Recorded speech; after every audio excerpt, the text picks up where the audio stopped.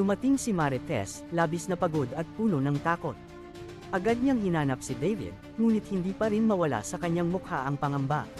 Habang papalapit siya kay Rigor, malinaw ang lungkot at alalahanin sa kanyang mga mata, alam niyang nanganganib sila sa oras na ito. Nang makita siya ni Rigor, galit na galit ito, at hindi na nagdalawang isip pa, agad na lumapit kay Marites. Nagulat si Marites at umatras ng kaunti, ngunit bago siya nakapagsalita, isang malakas na sampal ang tumama sa kanyang pisngi. Hindi niya inasahan ang ganitong uri ng galit mula kay Rigor. Kita ka pa talaga dito? Ha? Nagulat si Marites at lumaki ang kanyang mga mata, ngunit hindi nagatubili ang mga pulis. Agad silang lumapit kay Marites, kinuha ang kanyang mga kamay, at agad siyang painesasan. Hindi pa rin makapaniwala si Merritt sa ginawa sa kanya ni Rigor.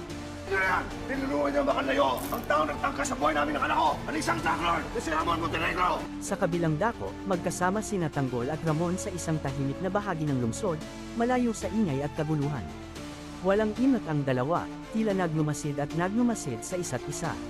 Nang maglaon, si Ramon na ang unang nagsalita, at tumingin si Tanggol sa kanya ng walang emosyon o reaksyon, hindi alam kung anong mararamdaman. Sinabi ni Ramon, ibibigay ko sa iyo ang pagmamahal na hindi mo naranasan kay Rigor.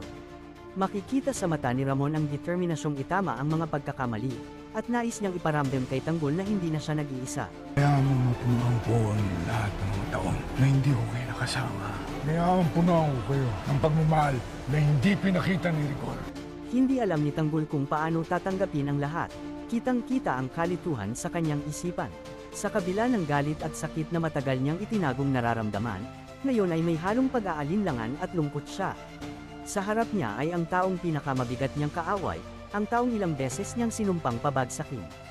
Ngunit sa parehong oras, napagtanto niyang ito rin pala ang ama na matagal na niyang hinahanap. Nagtagpo ang kanilang mga mata, si Ramon na puno ng pagsisisi at si Tanggol na puno ng kalituhan.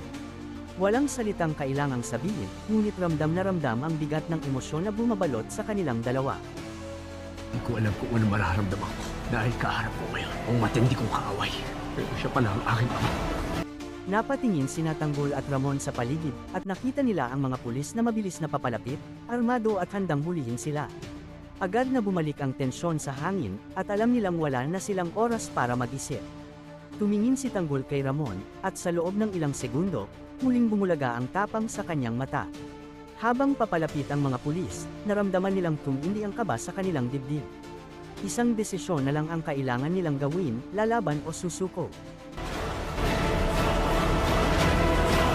Sa gitna ng galit, pagtataksil, at matagal na nilang pinapasa na hinanakit, nagkrus ang mga landas ng mga tao na pinagbuklod ng isang masalimuot na nakaraan. Si Marites, na lumalaban para sa katotohanan, ay ngayon ginapos ng maling paratang.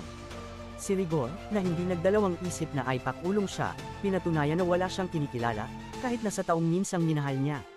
Samantalang si Tanggol at Ramon, na dating mortal na magkaaway, ngayon ay magkasama sa isang bagong laban. Sa kabila ng matinding galit at matagal nilang hidwaan, isang hindi matatawarang katotohanan ang lumitaw, ang dugong nag-uugnay sa kanila. Si Ramon, puno ng pagsisisi at panghihinayang, at si Tanggol, na litong-lito sa pagitan ng hinanakit at pagnanais na magkaroon ng ama. Paano niya tatanggapin ang isang taong matagal niyang kinamumuhian, kung ito rin pala ang bahagi ng kanyang katauhan? Mapapatawad ba ni Tanggol si Ramon? At matatakasan kaya nila ang mga pulis?